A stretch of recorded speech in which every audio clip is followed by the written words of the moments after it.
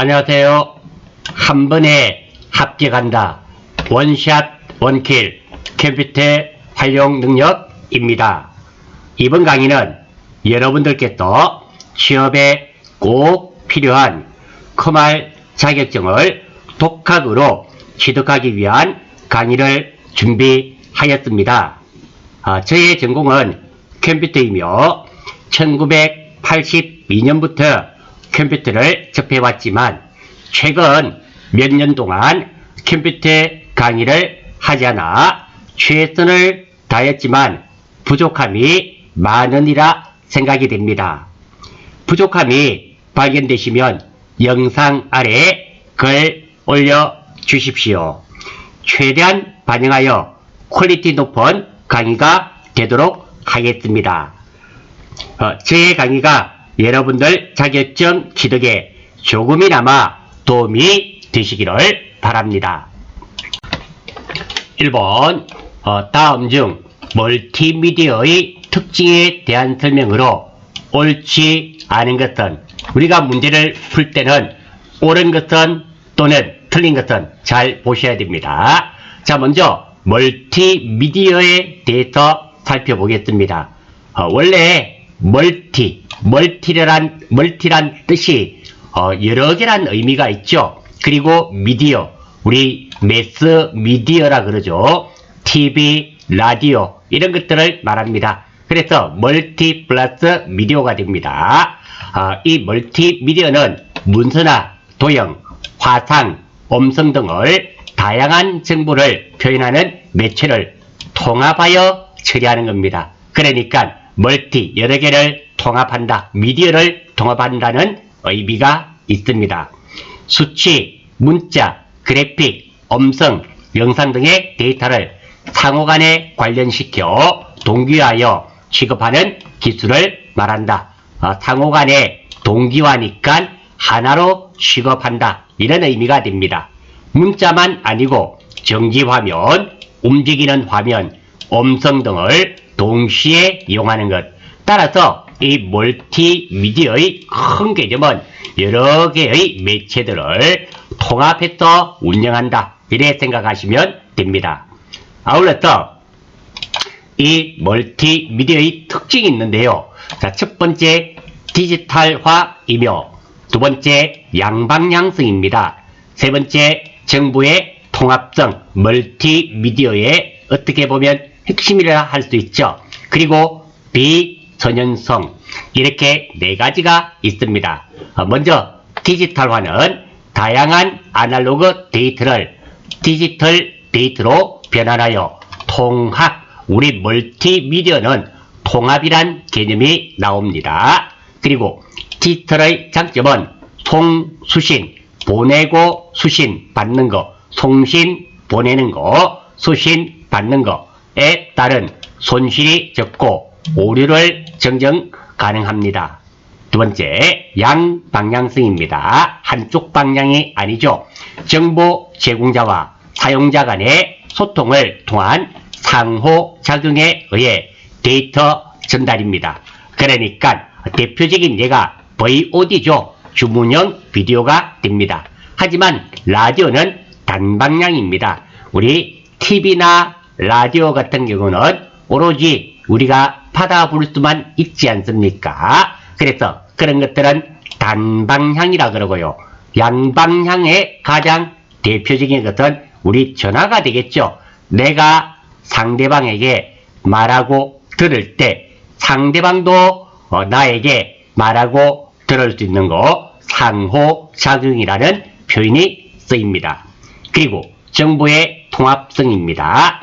텍스트, 글자, 그래픽, 그림, 사운드, 소리, 동영상, 애니메이션 등 여러 미디어를 통합하여 처리합니다. 그리고 비선형성입니다.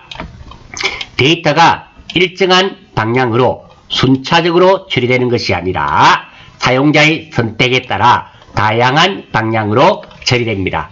그러니까 TV나 라디오 같은 경우는 일방향이지 않습니까? 한쪽 방향이지만 이 멀티미디어는 우리가 게임 같은 거 할 때 이렇게 여러 가지 경우가 나타납니다.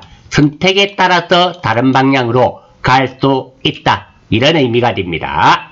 멀티미디어는 크게 선형 콘텐츠와 비선형 콘텐츠로 나눌 수 있으며 우리 멀티미디어는 비선형적으로 발전하고 있습니다.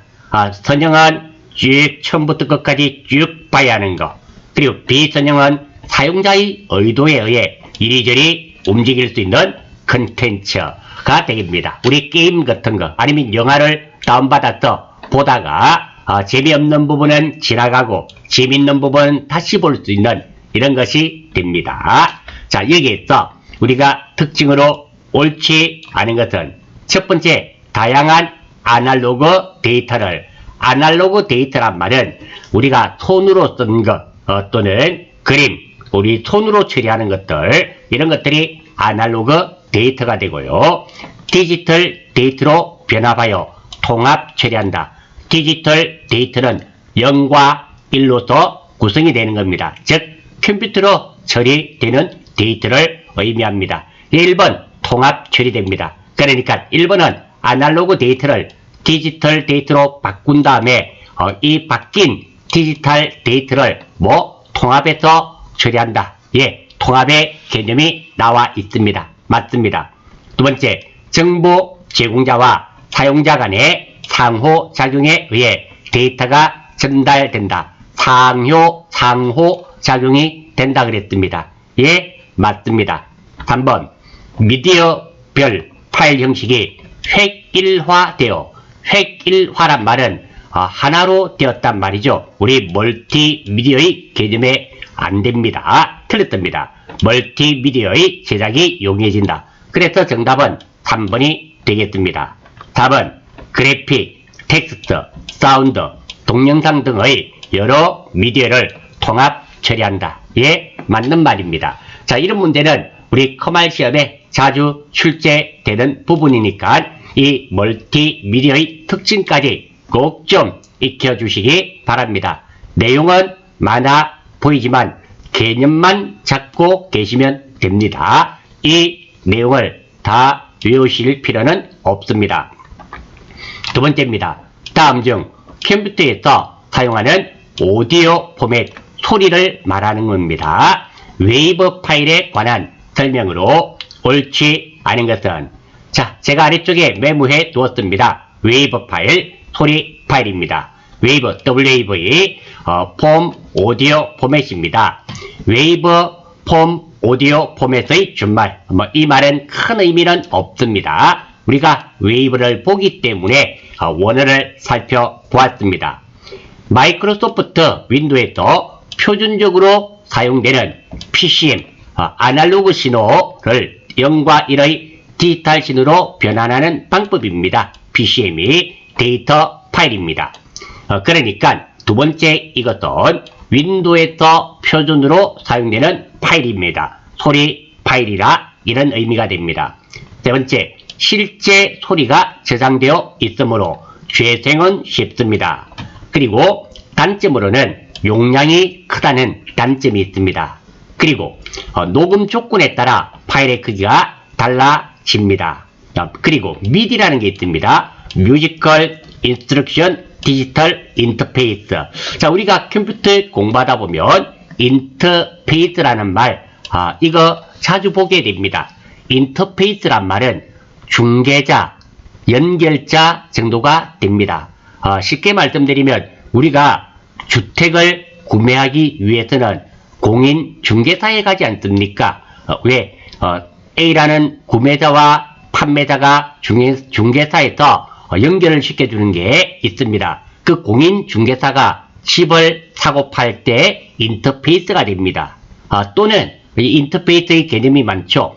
우리가 외국에 독일에 여행을 가게 되었습니다. 또는 독일에 일을 보러 가게 되었어요. 하지만 나는 독일어를 할 수가 없습니다. 그러면 꼭 같이 가야 되는 사람이 있지 않습니까? 통역가. 이 통역가가 나와 독일 사람 사이에서 언어를 번역해 주게 됩니다. 이 통역사가 일종의 인터페이스가 된다라는 겁니다. 우리가 컴퓨터 하다 보면 인터페이스라는 말이 많이 나오기 때문에 설명을 드렸습니다. 그리고 신시사이저, 리듬머신, 시퀀서, 컴퓨터 등 연주 정보를 상호 전달하기 위해 정해진 데이터 전송 규칙입니다. 그러니까 우리가 디지털 음악 있지 않습니까? 키보드도 있고 그리고 기타도 있고 드럼도 있고 많은 음악들이 있습니다. 이 각각이 디지털이 다 다르게 제작이 되게 되면 협조가 되지 않습니다. 그래서 똑같은 형식을 정해놓고 그렇게 만들어주는 것이 바로 이 MIDI라는 것입니다. 자, 틀린 것 찾는 거네요. 1번 파일의 확장자는 WAV다. 예, 1번 맞습니다. 두 번째, 녹음 조건에 따라 파일의 크기가 가변적이다. 변한단 말이죠. 여기에 있습니다. 예, 맞습니다. 세 번째, 윈도우 미디어 플레이로 파일을 재생할 수 있습니다. 맞죠? 윈도우에서 마이크로소프트 윈도우에서 표준적으로 사용됩니다. 예, 맞습니다. 높이, 길이, 세기 등 다양한 음악 기호가 정의되어 있다. 이렇게 다양한 기호가 정의되어 있는 것은 미디로 볼 수 있습니다. 왜 디지털 컴퓨터로 디지털 음악을 할 때 규격이 정해져 있어야지만 합주가 됩니다. 그래서 기호가 정해져 있는 것은 미디로 볼 수 있기 때문에 4번은 웨이브 파일이 아니라 미디에 대한 정의가 되겠습니다. 그래서 정답은 4번이 되겠습니다. 3번, 다음 중 정부와 사회에서 발생할 수 있는 문제점으로 적절하지 않는 거네요. 정보와 사회 문제점으로 틀린 것은 첫 번째, 정보의 편중으로 계층 간의 정보 차이를 줄일 수 있다. 정답은 1번입니다.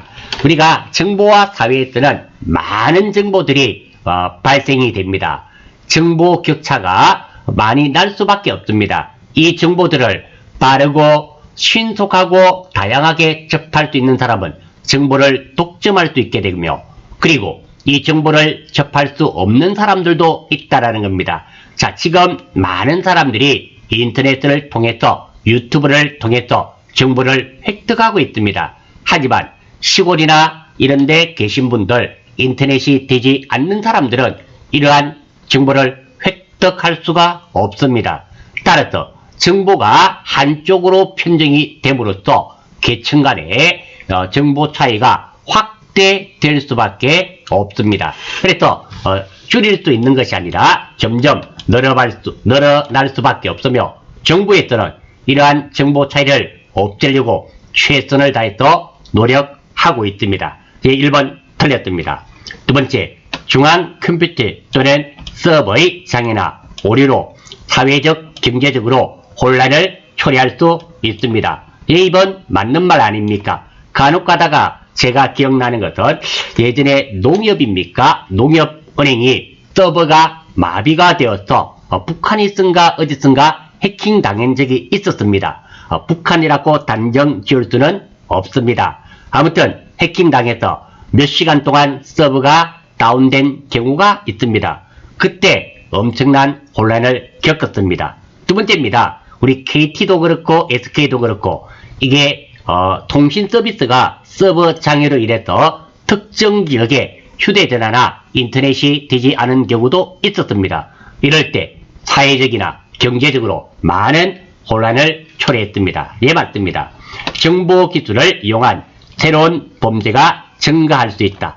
증가할 수 있는 것이 아니라 현재 증가되고 있죠. 가장 대표적인 게 무엇일까요? 해킹이지 않습니까? 정보를 불법적으로 빼가거나 기존에 있는 정보의 내용을 변경을 시켜서 사용자로 하여금 피해를 입히고 있습니다. VDT 증후군이나 테크노 스트레스와 같은 직업병이 발생할 수 있습니다. 예, 맞습니다. 자, 우리 VDT 증후군입니다. 비주얼 디스플레이 인터미널 신드롬.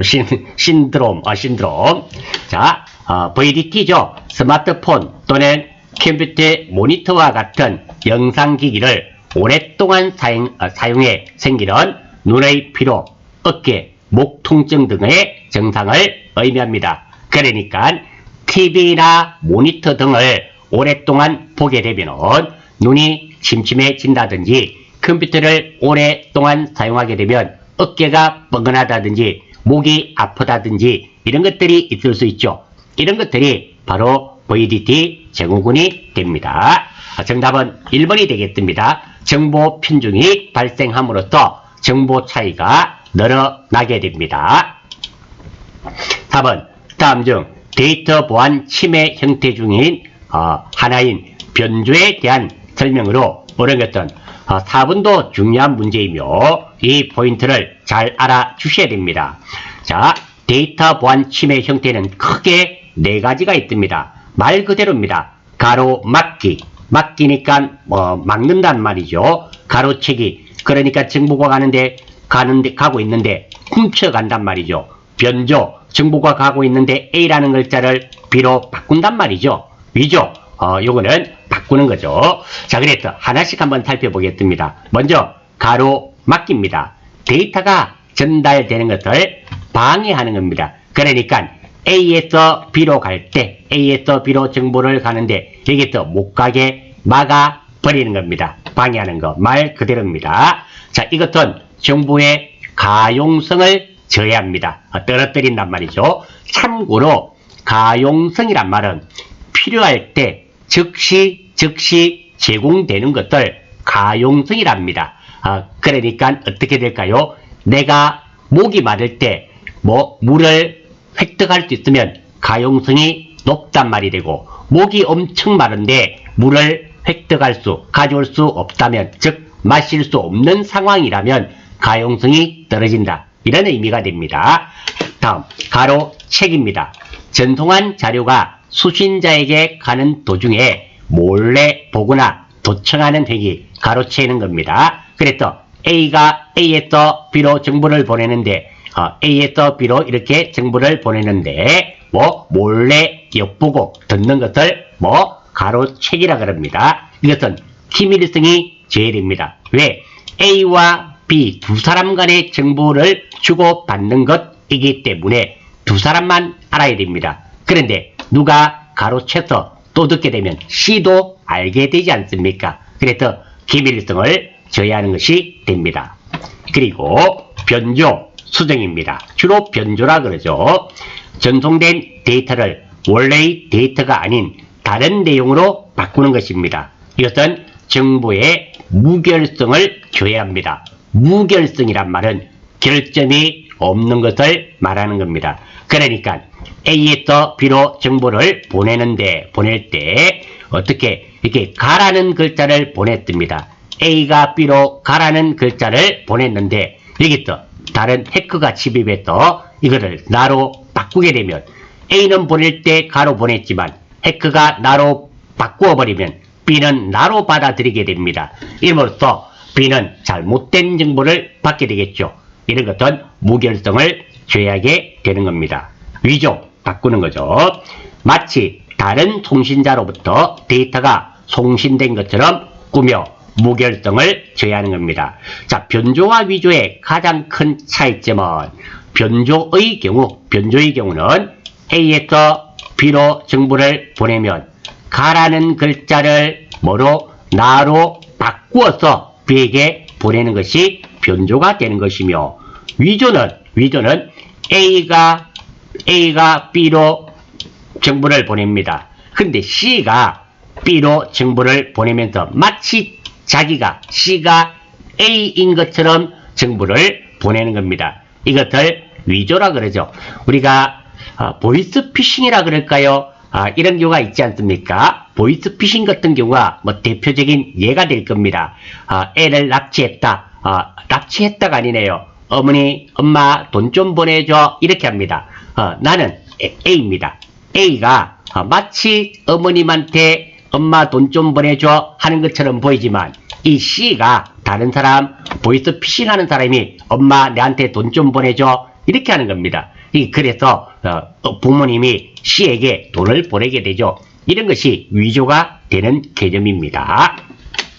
자, 따라서 변조에 해당되는 거네요. 데이터가 정상적으로 전송되는 것을 방해하는 겁니다. 뭐 데이터가 못 가게 하는 거니까 가로막죠. 가로막기가 됩니다. 1번 아닙니다. 변조가 아니죠. 데이터가 전송되는 도중에 몰래 엿보거나 정보를 유출하는 거다. 이게 몰래 보는 거 뭐 가로채죠. 가로채기입니다. 전송된 데이터를 다른 내용으로 바꾸는 거. 그렇죠. 내용을 바꾸는 겁니다. 정답은 3번 변조에 해당됩니다. 데이터를 다른 사람이 송신한 것처럼, 송신이란 말이 뭐 보낸 것처럼, 수신은 받는 거, 송신은 보내는 것처럼 꾸민 것이다. 이것은 위조에 해당되겠죠. 그래서 정답은 3번이 되겠습니다. 5번 다음 중 인터넷 표준 주소인 URL의 형식으로 옳은 것들은 왜 여러분들 http 따따따 이렇게 적는 네이버.com 적는 거 있죠? 그거 URL이랍니다. 인터넷에 우리가 네이버 검색 엔진으로 네이버로 해도 되지만 위쪽에 보시면 여기에 주소 입력란이 있습니다. 여기에다가 http 따따따 네이버.com 이렇게 치는 거 있잖아요. 형식입니다. 그것을 URL이랍니다. 자, URL 인터넷상의 파일의 주소인데요. 형식 정도 알아주십시오. http 여기 http가 P가 프로토콜이죠. 통신 프로토콜입니다. 그리고 따따따 masan.ac.kr 이게 호스트 서버 주소가 되고요. 포트 번호는 80 포트, 우리 http의 기본 포트는 80입니다. 생략이 가능합니다. 그리고 파일 경로입니다. 이런 식으로 구성이 되겠습니다. 따라서 제일 앞에는 프로토콜 주소 // 나와야 되고요. 1번, 2번 중에 하나입니다. 3, 4는 틀렸습니다. 두 번째 호스트 서버 주소 그리고 포트 번호 2번이 틀렸네요. 요거는 같지만 포트 번호가 나오고 마지막에 파일 경로가 나옵니다. 그래서 정답은 1번이 됩니다. 아울러서 여기에 통신 프로토콜이 나옵니다.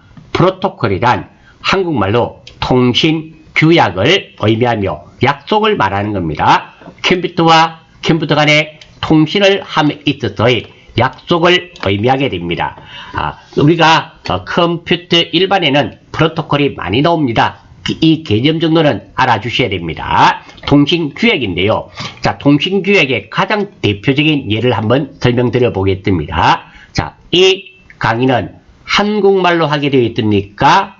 영국말로 하게 되어 있어요. 중국말로 하게 되어 있습니까? 한국어 아닙니까? 만약에 제가 중국어로 강의를 하게 되면 이 영상을 보는 사람이 과연 있을까요? 없다라는 겁니다. 제 강의는 한국인을 대상으로 한국말로 하는 게 이미 약속이 되어 있습니다. 그래서 강의를 진행하고 보시는 분들도 다 한국어를 할 수 있는 사람이 보는 거죠.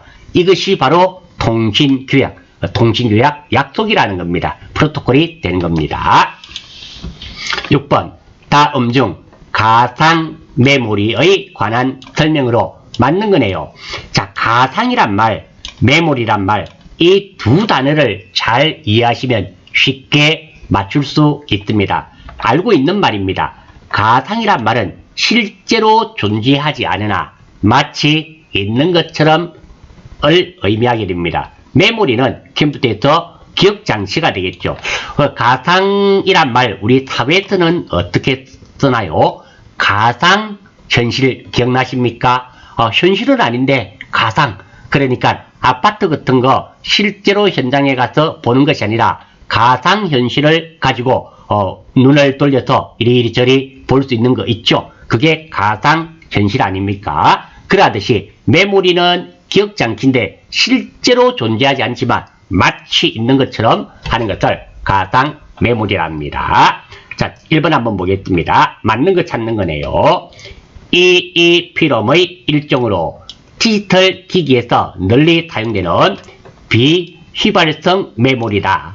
휘발성이란 말은 전원을 끄면 기억 내용이 지워지는 거. 비휘발성 메모리는 전원을 끄더라도 기억되었던 내용이 지워지지 않는 것을 비휘발성 메모리랍니다.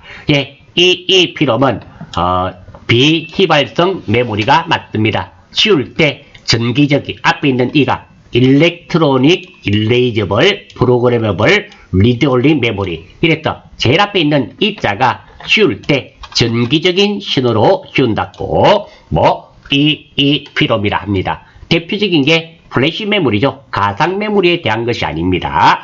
여러분들 휴대전화도 마찬가지지 않습니까? 휴대전화에 EEPROM이 사용됩니다. 왜? 한번 생각해 보겠습니다. 여러분들 휴대전화에 친구들이나 아시는 분들 핸드폰 번호 메모리 되어 있지 않습니까? 사진도 찍지 않습니까? 동영상도 찍지 않습니까? 전원을 끄면 지워집니까? 안 지워집니까? 지워지지 않습니다. 하지만 영원히 지울 수 없느냐? 그거는 또 아니라는 거예요. 얼마든지 삭제도 가능하죠. 이렇게 전원을 끄더라도 지워지지 않는 그런 EEPROM이 들어있습니다. 1번은 틀린 말은 아닌데 이게 플래시 메모리에 대한 말입니다. 가상 메모리에 대한 말이 아니네요. 두 번째, 주기억 장치의 크기보다 큰 용량을 필요로 하는 프로그램을 실행해야 할 경우 유용하게 사용된다. 예, 정답은 2번입니다. 요건 조금 이따가 설명드리겠습니다. 3번, 주기억 장치와 주기억 장치 사이에 위치하여 컴퓨터의 처리 속도를 향상시킨다. 이거 캐시 메모리라 했는데요. 이 주기억 장치와 주기억 장치 사이가 아니라 CPU가 맞겠죠? CPU, Central Processing Unit, CPU가 되겠죠. 중앙 연산 처리 장치 아닙니까? 주기억 장치 RAM과 CPU 사이, 중앙 처리 장치 사이에 존재하면서 속도를 빠르게 해주는 겁니다. 왜냐하면 CPU의 처리 속도는 10의 마이너스 12승초, 엄청나게 빠른 속도입니다.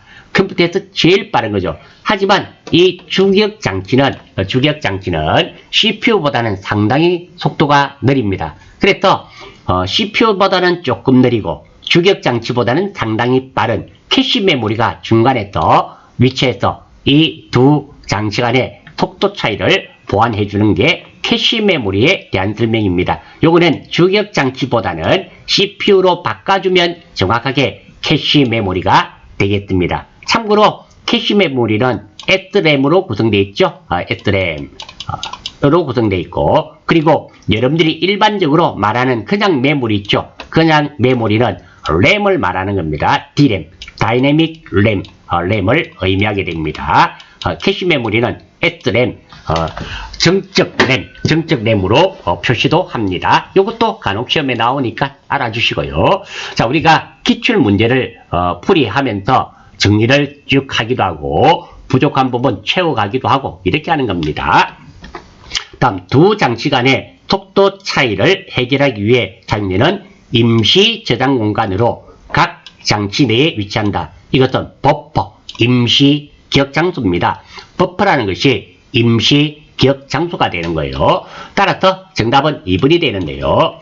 자, 혹시 프로그램 내장 방식이란 말 들어보셨습니까? 사실은 이 가상 메모리는 가상 메모리 단독으로 보다는 이 프로그램 왜 가상 메모리라는 게 나온 이유가 있다라는 거예요. 이해를 쭉 하시면 훨씬 쉽게 기억하실 수 있습니다. 이 단독으로도 출제됩니다. 프로그램 내장 방식은 폰 노이만이 창시했습니다. 자, 폰 노이만, 이 사람이 시험에도 출제가 됩니다. 폰 노이만, 폰 유만이라고도 합니다. 외국 사람이다 보니까 발음에 따라서 차이가 나는데요. 프로그램 내장 방식을 채택한 사람입니다. 자, 이 사람이 참 중요합니다. 그러면 프로그램 내장 방식이 뭔가를 알아야 됩니다. 프로그램은 여러분들이 알고 계신 프로그램이고요. 내장이란 말이 안에 들어가 있단 말입니다. 어디에? 우리 지금 무엇을 공부하고 있습니까? 컴퓨터의 어디에? 램, 주기억장치를 말하는 겁니다. 그래서 프로그램이 주기억장치에 저장되어 있단 말입니다. 한번 볼게요. 컴퓨터에서 수행하는 모든 작업을 프로그램을 컴퓨터 내부의 기억장치에, 여기서 컴퓨터의 내부의 기억장치란 말은 램을 말합니다. 주기억장치 저장해 두었다가 명령을 하나씩 순차적으로 꺼내어 실행하는 방식이 프로그램 내장 방식입니다. 그러니까 말 그대로입니다. 이 말을 잘 이해하시면 굳이 외우실 필요는 없습니다. 왜? 프로그램은 프로그램이고 내장이란 말은 컴퓨터 안을 의미하며 컴퓨터 안에 구체적으로 어디에 램, 주기억장치를 말합니다. 폰 노이만이 창시했는데요. 그러니까 실행되어져야 할 모든 프로그램은 컴퓨터의 주기억 장치 안에 램에 기억시켜 두고 차례를 하나씩 끄집어내어서 실행하는 방식이 프로그램 내장 방식이며, 이 내장 방식을 주창한 사람이 폰 노이만입니다.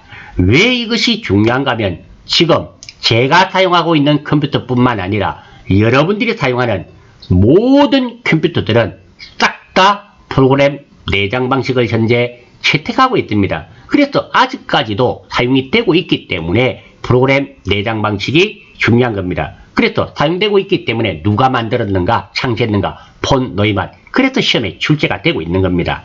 두 번째입니다. 이것의 가장 큰 단점이 어떤 거냐면, 자, 내가 가진 램은 4메가짜리입니다. 가정하겠습니다. 근데 실행되어져야 할 프로그램은 10메가짜리라 가정하겠습니다. 모든 프로그램이 적재되어야 되는데 4메가 안에 10메가가 적재가 될까요? 되지 않습니다. 그러면 어떻게 해야 될까요? 램의 크기를 넓혀야 됩니다. 돈이 들게 되겠죠. 또는 이게 4메가밖에 없는데 이게 100메가짜리입니다. 그러면 램을 엄청나게 넓혀야 됩니다. 램은 하드웨어 장치로서 비쌉니다. 돈이 든단 말이죠. 이것을 해결할 수 있는 방법이 없느냐? 있다라는 거예요. 그게 바로 가상기억 장치입니다. 예를 한번 들어보겠습니다. 내가 가진 램이 4메가짜리입니다. 그런데 실행되어져야 할 프로그램은 100메가짜리입니다. 자, 이거 어떻게 실행하는가 하면 이렇게 됩니다.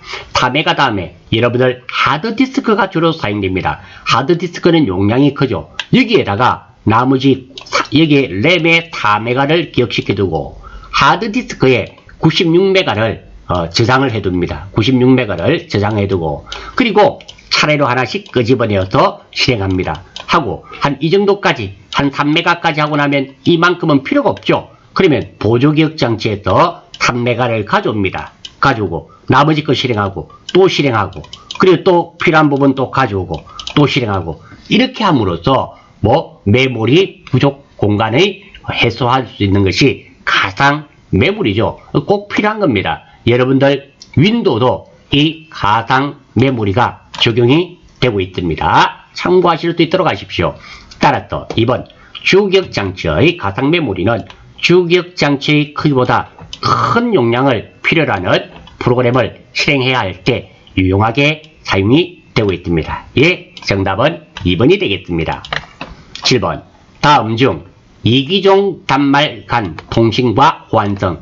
이기종이란 말은 다른 것을 말합니다. 서로 다른 단말 간 끝과 끝, 통신과 호환성 등 모든 네트워크상의 원활한 통신을 위해 최소한 네트워크의 구조를 제공하는 모델로 네트워크 프로토콜인 디자인과 통신을 여러 계층으로 나누어 정의한 통신규약의 명칭은 이것은 OSI 7계층이라 그럽니다. 첫 번째, TCP/IP는 4계층밖에 없습니다. 7계층이라고 없고요.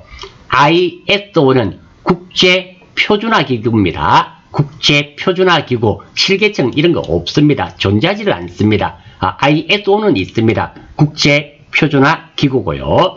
TCP/IP 이것은 4계층이고요. 네트워크 7계층 이런 것도 존재하지 않습니다. OSI 7계층은 있습니다. 정답은 4번이 되겠습니다. 자, 이거 일단 OSI 7계층. 자, 요거 한번 보겠습니다. OSI 7계층. 다른 시스템 간에 다른 시스템이 이 기종을 말하는 겁니다. 원활한 통신을 위해 ISO 국제표준화 기구에서 제안한 통신 규약입니다. 먼저 총 7계층이니까 7개입니다. 자, 여기가 하위계층입니다. 자, 이거 3개를 하위계층, 이거 3개를 상위계층이라 그럽니다. 자, 첫 번째, 이 계층 순서를 물어보는 문제가 시험에 출제가 됩니다. 이 순서 꼭 기억하셔야 됩니다. 자, 제가 기억하는 요령입니다. 제가 어떻게 기억하는가 하면 저는 물됐다, 큰일 났다, 물됐다, 내 전세집 뿅, 왜 전세금 떼이는 거 있잖아요. 물됐다, 내 전세집 뿅. 자, 이렇게 기억합니다. 자, 물리계층, 데이터 링크 계층, 이제 다시 물리계층, 데이터 링크 계층, 그 다음에 네트워크 계층, 전셋집, 전송 계층, 세션 계층, 뿅는 없고 표형 계층, 응용 계층 이렇게 물대다 내 전셋집 뿅 이렇게 기억하시면 이 순서를 기억하실 수 있습니다. 다시 말씀드립니다. 제가 적어 놓기는 물리 계층을 제일 위에 적어 두었지만 하위입니다. 하위, 제일 하위가 제일 아래쪽이 하위 계층이고 응용 계층 있죠. 우리가 실제로 쓰는 계층이 응용 계층, 어플리케이션 계층입니다. 우리는 여기서 사용하고 있습니다. 이것이 순서를 쭉 내려가면서 실제로 통신이 이루어지게 되어 있습니다. 이 중에서 시험에 가장 잘 출제되는 것이 이거 데이터 링크 계층과 네트워크 계층이 출제가 잘 됩니다. 이거는 별하셔서 꼭 기억하셔야 됩니다. 1번 기억하셔야 되는 거 물됐다 내 전셋집 뿅 하나 기억하시고, 두 번째 데이터 링크 계층과 네트워크 계층, 그리고 여유만 되신다면 응용 계층도 좀 알아주시면 좋겠습니다. 사용자가 여러분들이 OSI 환경에 접근할 수 있도록 서비스를 제공해 주는 겁니다. 가장 대표적인 게 HTTP, 여러분들 인터넷에서 따따따 치지 않습니까? 그게 응용 계층이라는 겁니다. FTP 들어보셨는지 모르겠습니다. 파일 트랜스퍼 프로토콜, 이것도 응용 계층에 해당이 되고요. 그리고 SMTP, 팝3, 우편, 전송하기도 하고 수신하기도 하고 이런 것들이 다들 응용 계층에 됩니다. 그리고 데이터 링크 계층입니다. 링크. 자, 데이터 링크 계층에서는 신뢰성 있고 효율적인 정보를 전송하는 거고, 흐름 제어와 순서 제어를 한다는 거, 이거 하나 체크하셔서 기억해 주시고, 데이터 네트워크 계층입니다. 네트워크 계층이니까 네트워크 연결 관리를 하고 데이터의 교환 및 중계를 하게 됩니다. 그리고 네트워크 계층에서 경로를 설정합니다. 이 두 가지 정도는 꼭 좀 익혀주시면 좋겠습니다. 응용 계층도 아울러서 기억해 주시고요. 그리고 인터넷 프로토콜이죠. TCP IP입니다. 현재 인터넷 표준 프로토콜입니다. 앞에서도 나왔지만 프로토콜은 통신 규약입니다. 이 통신 규약이 다르면, 자, 생각 한번 해보십시오. 인터넷을 통해서 지금 여러분들이 중국 사이트에도 접속이 가능하고요. 미국에도 접속이 가능하고, 일본 사이트에도 접속이 가능하고, 영국 사이트에도 접속이 가능합니다. 이렇게 됐던 결정적인 원인은 바로 이 TCP IP 때문입니다. 나도 인터넷을 사용할 때는 TCP IP를 쓰고 있고요. 중국 사람도 인터넷을 할 때는 TCP IP를 쓰고 있고요.